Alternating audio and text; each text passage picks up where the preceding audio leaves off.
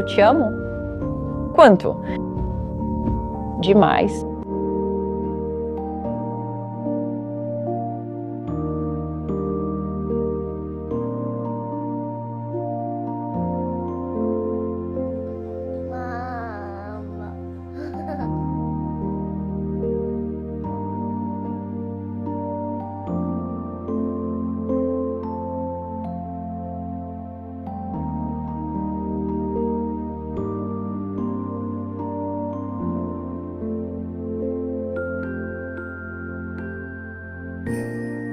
Rowan, quem é tão fofo?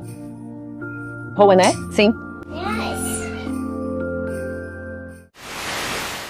Eu sempre mantive a esperança de que ele o amasse de alguma forma, mas o ódio dele por mim superou qualquer coisa.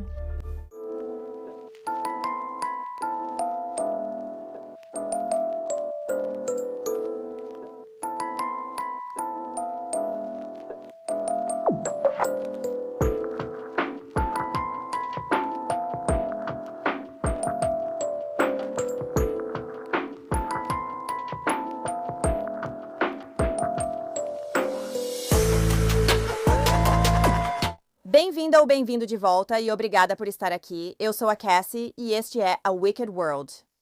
A história que eu tenho para vocês hoje é sobre um garotinho de 6 anos cujo pai, um dia, não apareceu para a troca de guarda com a mãe dele. Apesar de a mãe do menino perceber imediatamente que algo estava errado, teria dificuldade em convencer os outros.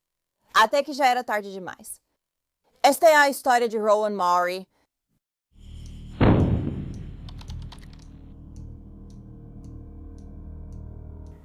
Rowan Milford Maury nasceu em 31 de agosto de 2017, filho de sua mãe, Brandy Maury, e de seu pai, Michael Winchell, em Michigan.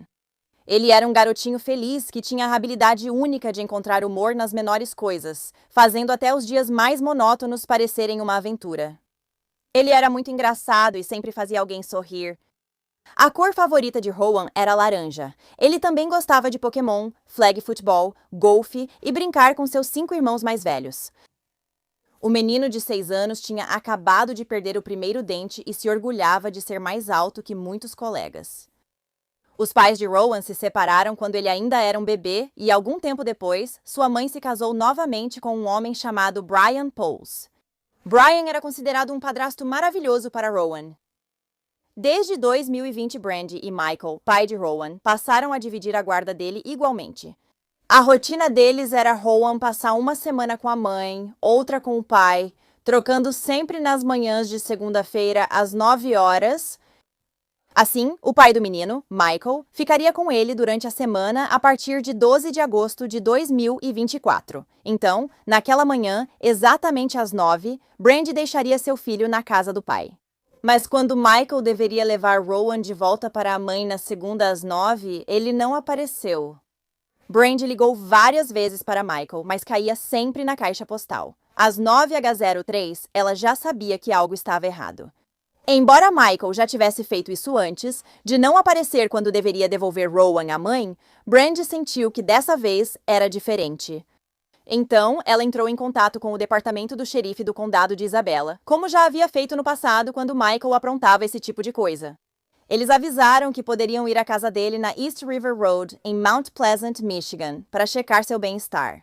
Porém, quando os policiais foram ao local depois, não conseguiram contato com o pai. Na época em que Brandy deixou Rowan com o pai, no dia 12 de agosto, ela percebeu que na entrada da garagem estavam a caminhonete preta de Michael e um trailer.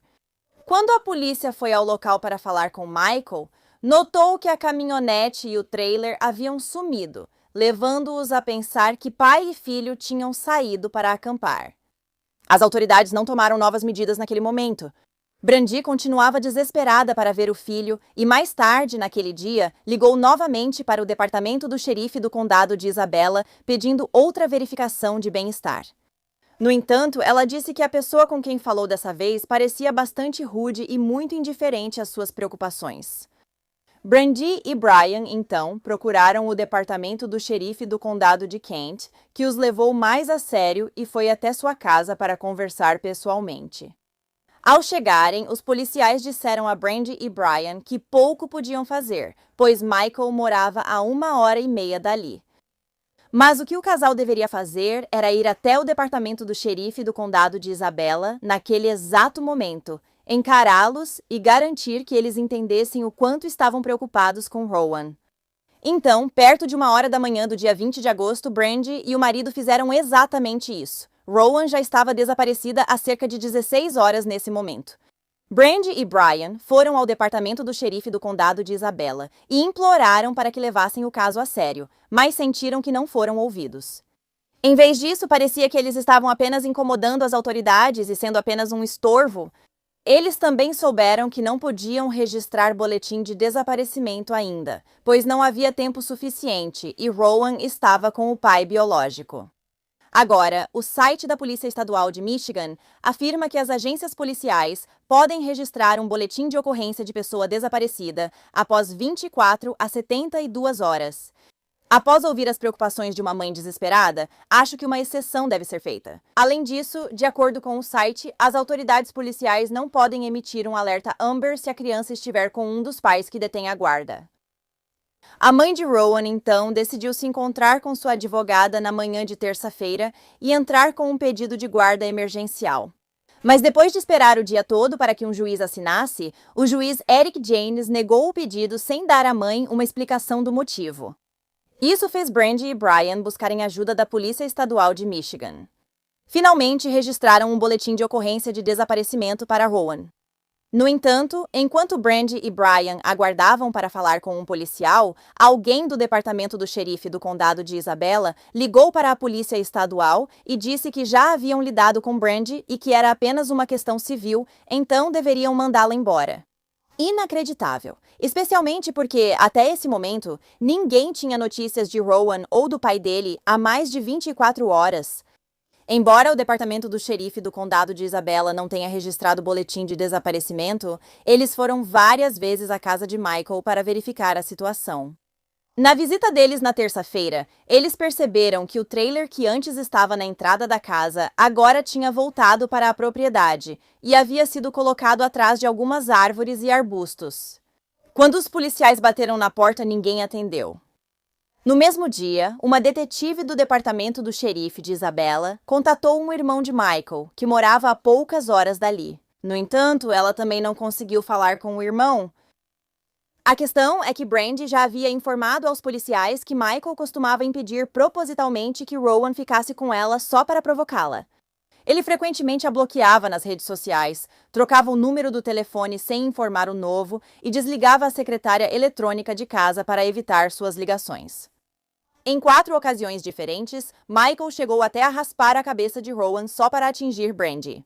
Uma vez, ele fez isso logo antes do casamento do irmão mais velho do menino.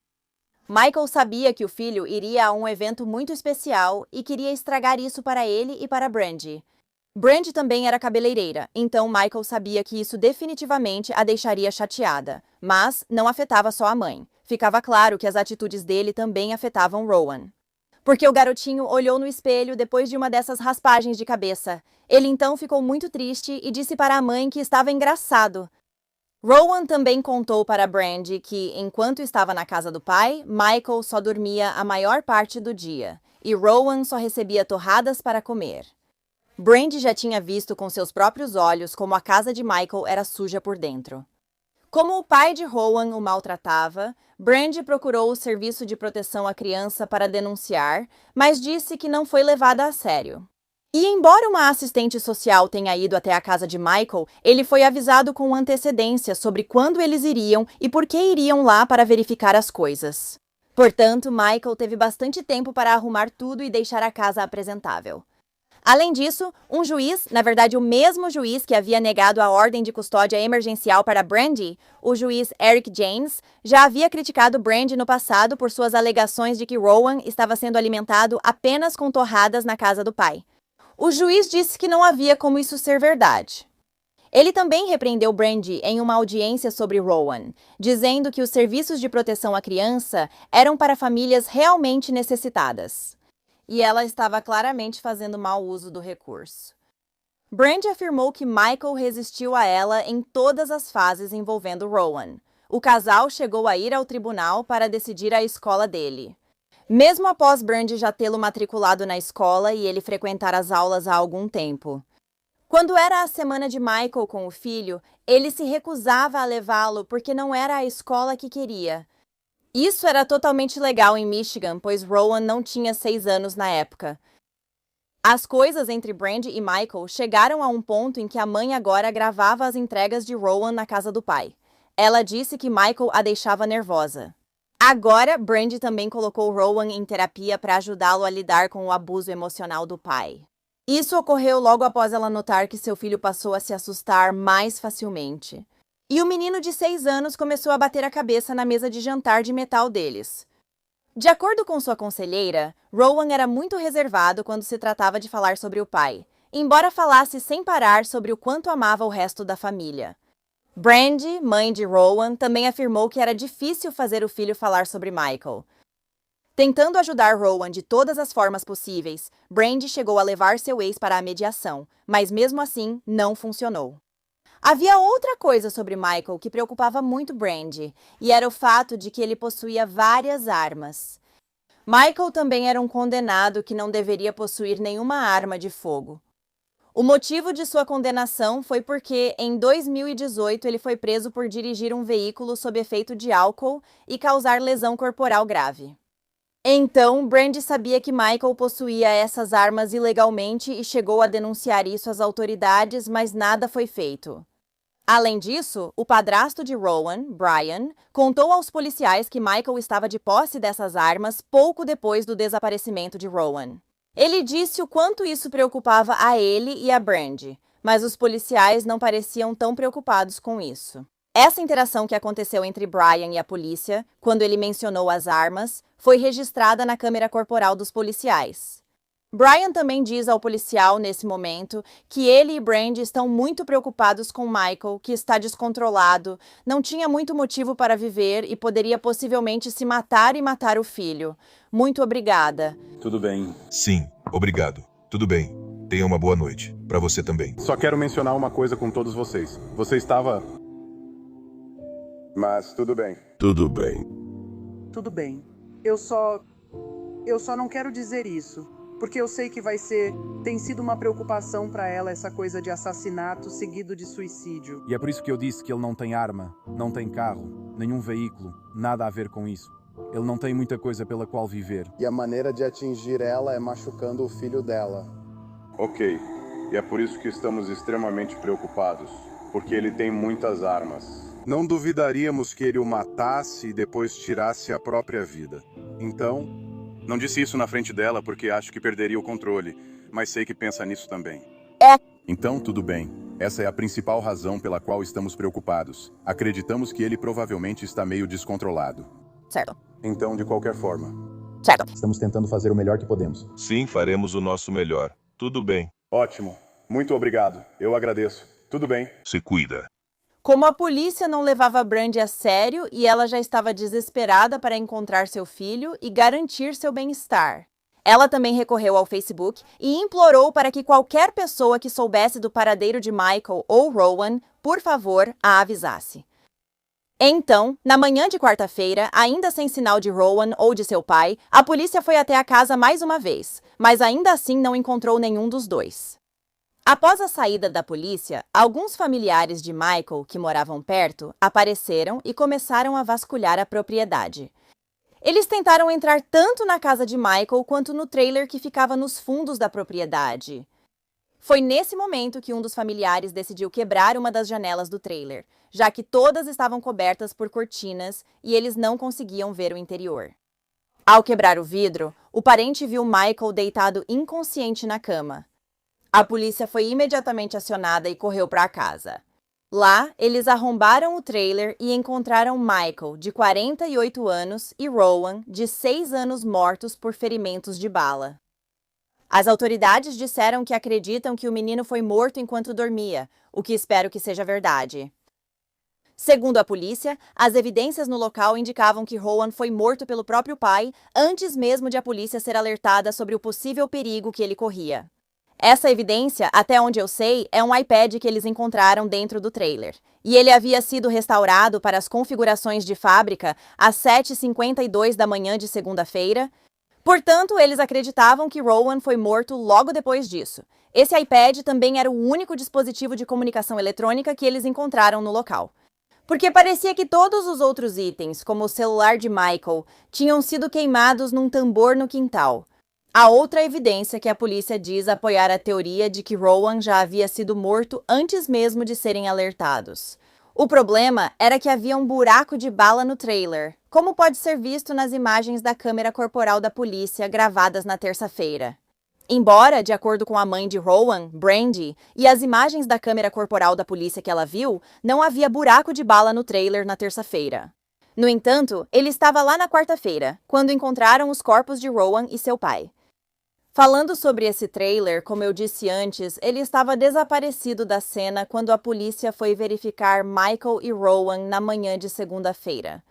Eles tinham olhado ao redor da propriedade durante essa visita, e depois, mais tarde, durante a visita deles, por volta da 1h20 da manhã de terça-feira, porém, eles só localizaram o trailer mais tarde na terça, indicando que ele retornou à propriedade em algum momento depois.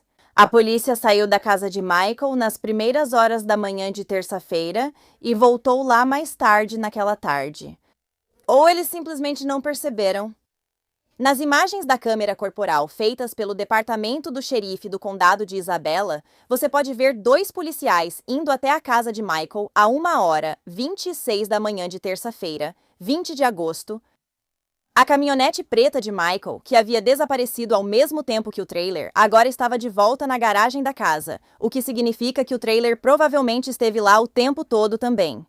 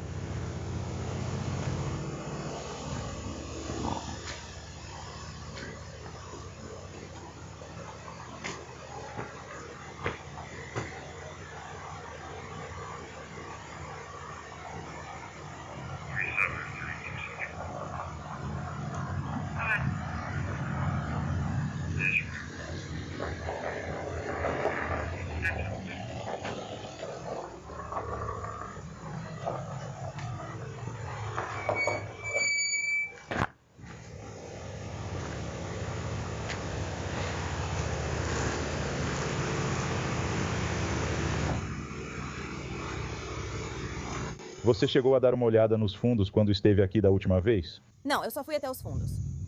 Ok, o caminhão continua na garagem. Mas ele não tem carteira de motorista. Vi e ele ficou tipo, uau, sempre aqui. É ótimo. Eu não sei. De onde diabos viemos? Um camarada logo ali, onde a grama está toda morta. É, bem ali. Aham.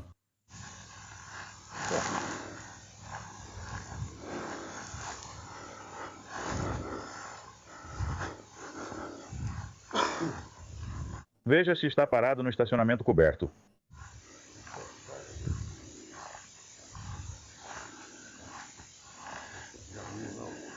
Parece que sim. Provavelmente nos últimos 1 ou 2 dias.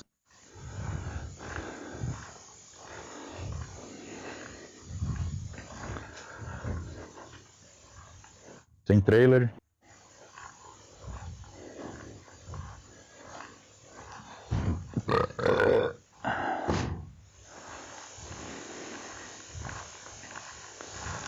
Perto do final deste vídeo, você pode ver os 2 policiais se aproximando de um carro branco que pertence a Michael.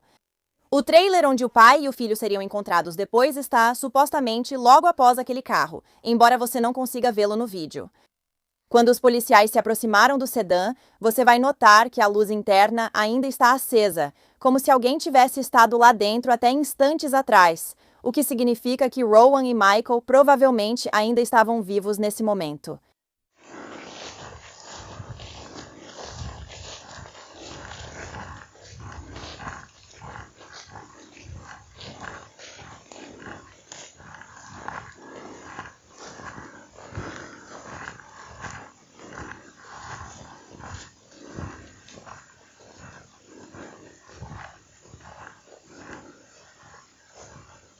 Apenas um carro velho.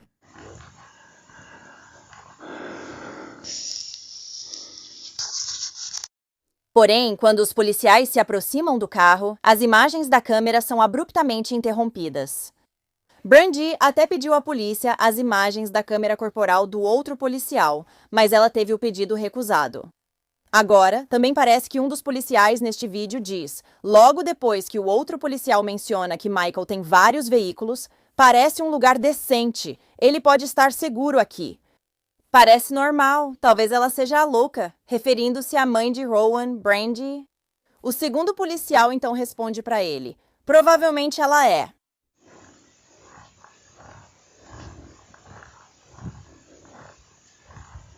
Obviamente, ele tem vários veículos. É incrível, é um lugar decente. Sim.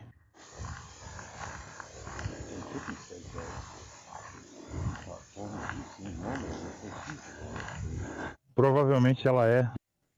Então, com todas essas informações, Brandy acredita que seu filho foi morto na noite de terça-feira ou na manhã de quarta-feira, muito depois de a polícia ter sido notificada sobre a gravidade da situação. Brandy também diria que sentiu que foi ignorada pela polícia muitas vezes. Eles nunca a levaram a sério. Ela afirmou, uma mãe nunca está errada quando sabe que algo está acontecendo com seu filho. Eu sabia. Eles simplesmente não ajudaram. Brandy havia se mudado recentemente para um lugar a cerca de 1h30 de onde Michael morava e planejava matricular Rowan em uma escola cristã particular. Isso significava que o acordo de guarda entre Michael e Brandy teria que ser revisado e ele teria que concordar com a escola em que Rowan iria estudar. Então isso logo virou uma disputa entre os dois pais. E à medida que o momento de Rowan começar a escola se aproximava cada vez mais, Brandy acredita que Michael começou a perceber que não iria vencer, o que no final foi o motivo pelo qual ele escolheu tirar a própria vida e a de Rowan. Brandy disse que seu filho era uma criança alegre, cheia de vida e muito ligada à mãe. Ela disse que ele fez um cortinho no dedo e começou a chorar, mamãe, e então veio mancando até mim. Ele era muito mimado e isso me deixa feliz, especialmente sabendo como o pai o tratava. Brian, padrasto de Rowan, lembrava dele como uma criança incrível, com modos exemplares e impressionante habilidade em matemática para alguém do jardim de infância. Brandy agora está comprometida a lutar em memória do filho e diz que não vai desistir. Ela está lutando para que seja criado um alerta Rowan. Esse alerta seria para crianças que são sequestradas por um responsável ou pai, mãe. Ela quer que, se um dos pais se atrasar mais de 30 minutos para a troca programada da criança, a comunicação entre os pais seja obrigatória. Se isso não acontecer, então a polícia deve ser acionada. Brandy também pretende tomar medidas legais pela má condução do caso de Rowan. Ele era tão lindo. Ele era muito engraçado. Rowan Milford Maury, de 6 anos, começaria a jogar flag football hoje. Ansioso pelo futebol de bandeira, ele pegou suas luvinhas e chuteirinhas. Em vez disso, sua mãe e seu padrasto estão se preparando para sepultar o filho. Rowan merece mais, e os bebês que vierem depois dele também merecem mais. Ele ficou desaparecido por mais de 48 horas.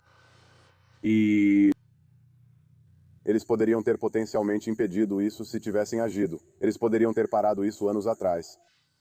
Ninguém me levou a sério. Ninguém ouviu meus apelos de que essa não é uma pessoa normal. Maury puxa. Agora exigindo mudança. Qualquer caso do FOC que seja iniciado, ambas as partes passam por avaliações de saúde mental. Se houver sinal de alerta, você só terá visitas supervisionadas até tudo ficar bem. Porque nada disso estava certo. Meu filho não foi tratado de forma adequada. Ela também pretende criar a organização sem fins lucrativos Lady Rowan, buscando incluir sequestros parentais nos alertas Amber. Esta mãe sabe que a luta será difícil. Eu vou receber. Eu não me importo. Contanto que traga mudança e possa ajudar o filho de outra pessoa, é só isso que me importa.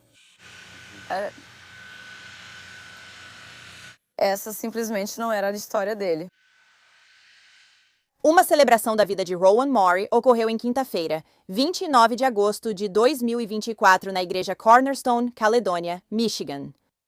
Os convidados foram convidados a usar roupa laranja, cor favorita do garoto, nas cerimônias.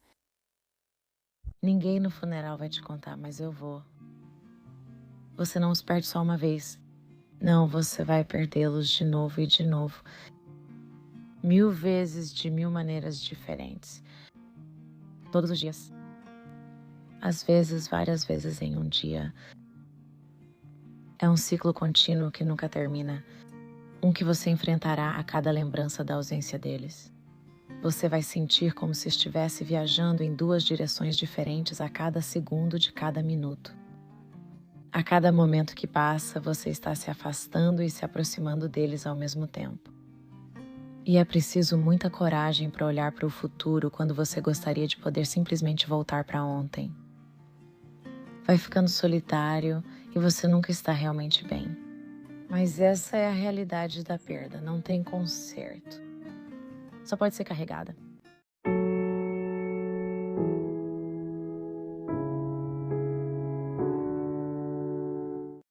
Bem, obrigada por ouvirem a história de Rowan hoje.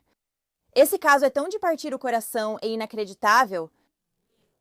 Só de ver como as autoridades podem simplesmente ignorar uma mãe e um padrasto tão preocupados. Embora eu entenda que havia apenas certas ações que a polícia podia tomar na época, eles não só ignoraram as evidências de que Michael não estava mentalmente estável, mas também que ele claramente estava se escondendo em sua propriedade e os ignorando. Naquele momento, algo mais deveria ter sido feito. Michael tinha sequestrado o filho dele. E nem me faça falar sobre a juíza que ignorou as preocupações da Brandy. É tão frustrante e tão triste para toda a família do Rowan. Se você curte True Crime e quer me ouvir falar sobre isso, inscreva-se no canal e ative as notificações para não perder novos vídeos que saem pelo menos 3 vezes por semana. Obrigada por acompanhar a Wicked World hoje. Até a próxima. Se cuidem. Tchau. Obrigada a todos que apoiaram a Wicked World. Agora, há ainda mais de A Wicked World no Patreon.